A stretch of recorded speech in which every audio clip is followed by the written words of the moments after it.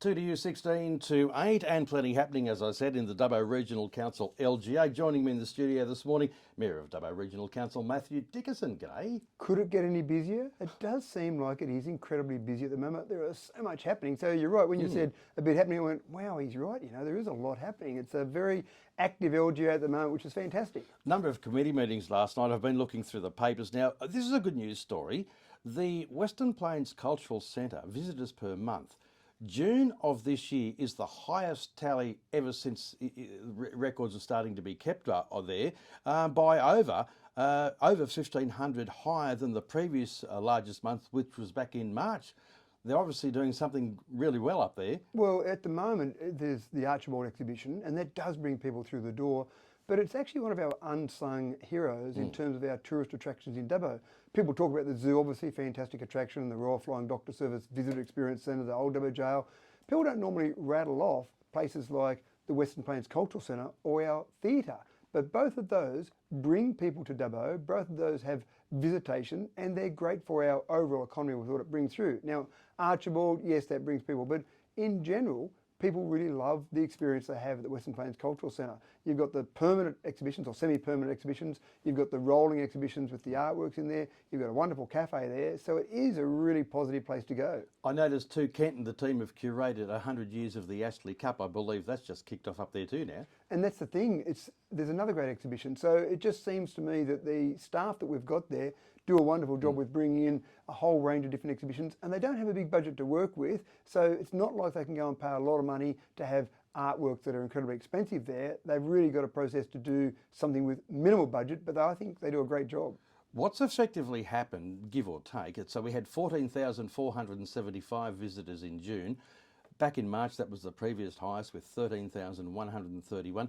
The figures have been around about, well, this year, this financial year, they've been around the 11,000 mark. But before that, they were basically half that. So something has happened in the last 12 to 18 months that have really picked those numbers up. And I think part of that pickup in that period that you're looking at there is probably as people are becoming more comfortable coming out of a pandemic, so people are starting to get out and about a bit more, people are travelling to Dubbo a little bit more, so it does rely on people coming through and feeling comfortable with it. But when people do come to Dubbo, then obviously they want to go and see various things like the Western Plains Cultural Centre. So I think it's a really positive exhibition we've got there at the moment, but also a really positive location we've got in Dubbo. Speaking of high visitor numbers, what about your toilet over there in West Dubbo with the 3D printer? You've been impressed with the number of people coming through to have a look at that too during construction. Look, I'm a bit disappointed. We've made a mistake there. It's $316,000 we paid for that. And if we just had have charged people $10 to come along and look at it, I reckon we would have paid for that toilet with the number of visitors. It's been incredible. Well, what you do, build another one up the other side of town and then charge the, it's a bit like charging admission to a wake, isn't it, when you think about it? But anyway. But I was even there yesterday afternoon just doing a little bit of media over there, and there was one couple there who talked to me and they said that they've been there multiple times each day just to check on the progress, to see how it's going. They've been fascinated by it. But anytime I've been there, and I spent about an hour there on the first day when it was kicking off just to look at it and get a bit of an understanding of it, and I just saw this constant stream of people. Most people would come along and watch 10 minutes, 15 minutes, and then they'd move on. But there was this constant stream of people just coming along, having a look at it, fascinated by it. So I actually think it's really positive. Now, obviously, our aim is to build housing. That was our ultimate aim. Yeah. Matt Wright came forward with a notice of motion to council. Council's discussed it, and we said, we'll reserve 4 blocks of land in our next release in Keswick for 3D housing, specifically for 3D housing. So that was a resolution of council. Good suggestion, yeah. Great suggestion, and council fully supported it.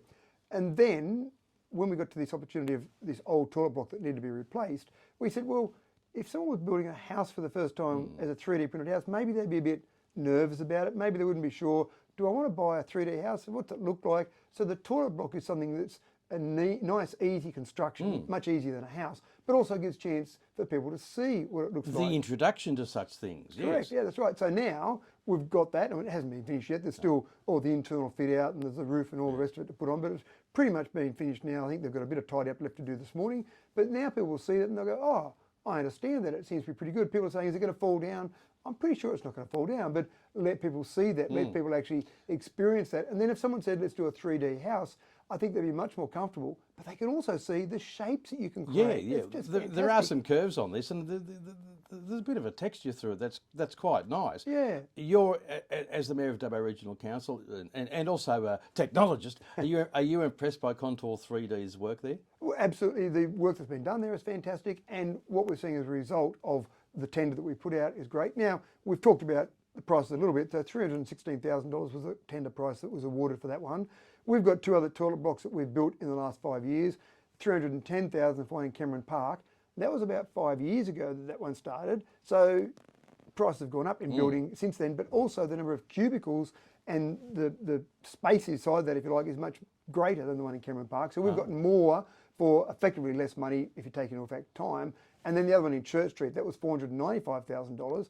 And again, what you're getting there for your $495,000, we're getting more with the 3D printed toilet for less money. So cost effective, yes. Time frame, they only came on the weekend. Yeah. And they started setting up their gantry on the weekend, started printing Monday. Here we are, Friday, it's basically done. So I'm pretty impressed with all of it so far. Again, let's see how the public likes it. So far they've loved it, but let's see the feedback we get. I actually think it'll be another tourist attraction we have in Dubbo. I know that sounds ridiculous, but people, once it's done, we'll need to have a plaque up there to say this was 3D printed and get people to come along and look at that. Well, maybe you really should put up one up the other end of town and charge for that one. We'll talk one day about those Church Street toilets. They're the ugliest, worst positioned things I've ever seen, but we'll chat about them on another day. Sure.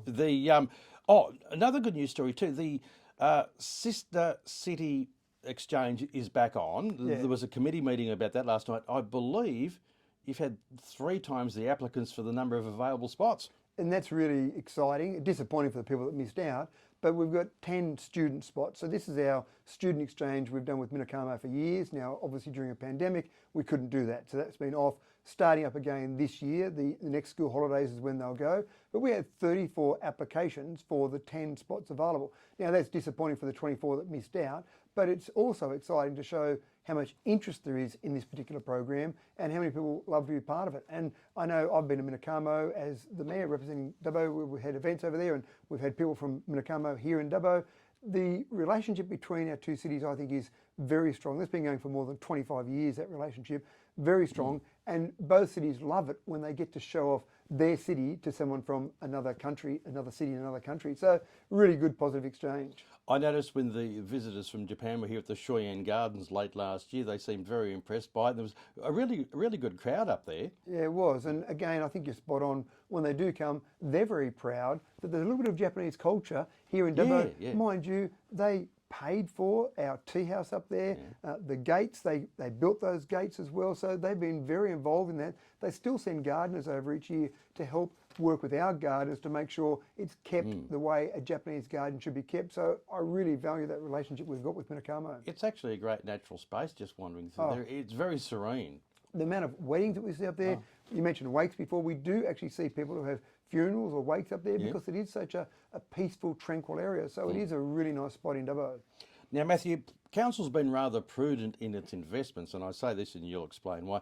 You've got a portfolio worth over $271 million, Dubbo Regional, not you, Dubbo Regional, Dubbo Regional Council has invested over $271 million, but you've been rather prudent about how you've invested that. There was a situation many years ago when I was on council where there was one investment fund that was very popular with councils across the state, and that investment fund effectively went broke and people got basically none of their money back from that investment. And it did make the state government have a good look at how councils were investing any funds that they might have. And they tightened up the rules and they made it a bit restrictive. So that money we've got, and people might say, $271 million, that's great, you can go and fix the potholes on the roads. But a lot of that money is earmarked for certain projects. So for example, we might get a government grant and the government grant says, you've got to use that money for building this particular thing, whatever that might be. We've got the money sitting in the bank there ready to go. So a lot of that money is earmarked for various projects. So it's not like we've got $271 million of loose cash just sitting around waiting to be spent on something.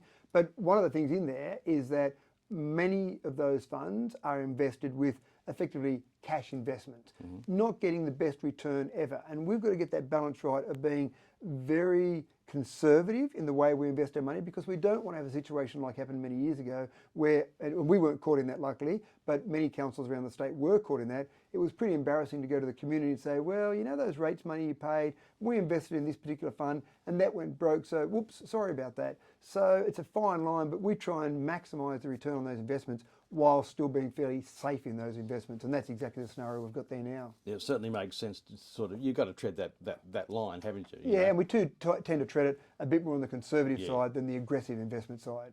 Well, that's managing public money well, isn't it? And that is the thing, we are managing public money. Yeah, that's right. Now, a certain section of the print media's throwing rocks concerning the delegation, or more so the cost of a delegation which will be sent to the Local Government New South Wales Conference a bit later this year, I believe October? Yeah, so the conference each year is typically around the October-November timeframe.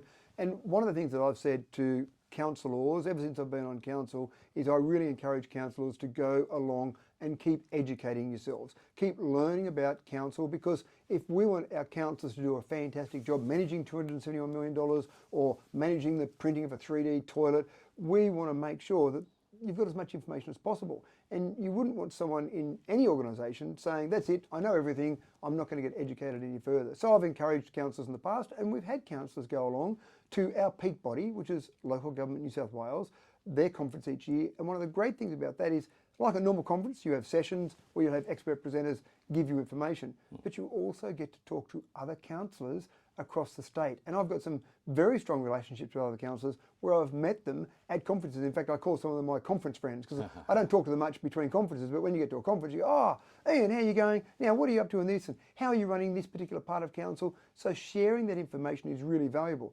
Last night, we put forward a recommendation to have councillors go to that. Now, this year is a voting year. Every second year is a voting year.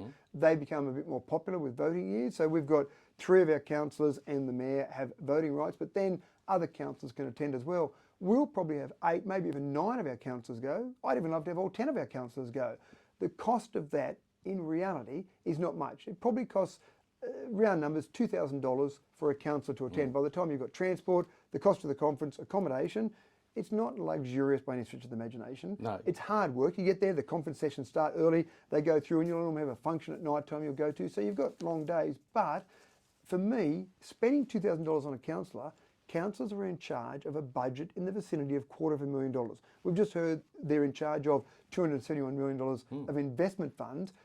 Gee, wouldn't you want those councillors to get as good an education as possible, to make sure they're on top of everything, to get ideas from other councils? I'm sure that other councils will be asking us about our 3D printed toilets this year. Yeah, it's that sharing of information. It's a two-way sharing process. They already were when you were up north here recently, weren't they? Yeah, they were. That's exactly right. So I think it's really important.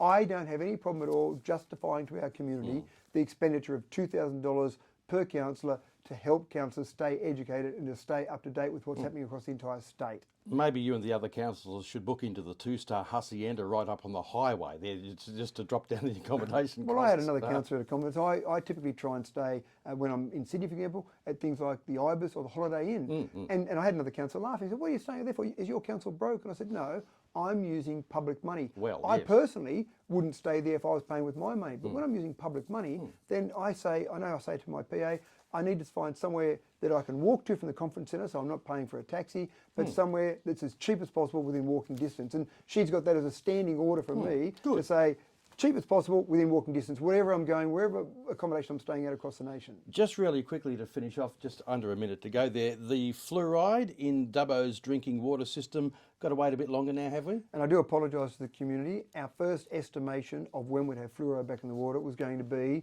a couple of weeks ago. By the end of June 2023 was when we found out that fluoride was in the water. We had some discussion with Public Works and said, we've got to fix this problem straight away.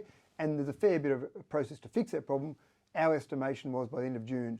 Unfortunately, we obviously haven't hit that target. We've passed that target. We've awarded the contract to one company now. We've got a timeline from them now. April 2024 is when fluoride will finally be back in the water. So I do apologise to the community for that. January 2019, as we know, fluoride stopped being put in the water, but no one was told till the middle of last year, which is when we found out about it. Well, certainly you'll keep us up to date on that. As always, Mathew Dickinson, Mayor of Dubbo Regional Council, I thank you for your time this morning on 2 to You. Thanks, Ian. 2 to You, it's coming up to 2 minutes to 8. News just 2 minutes away now.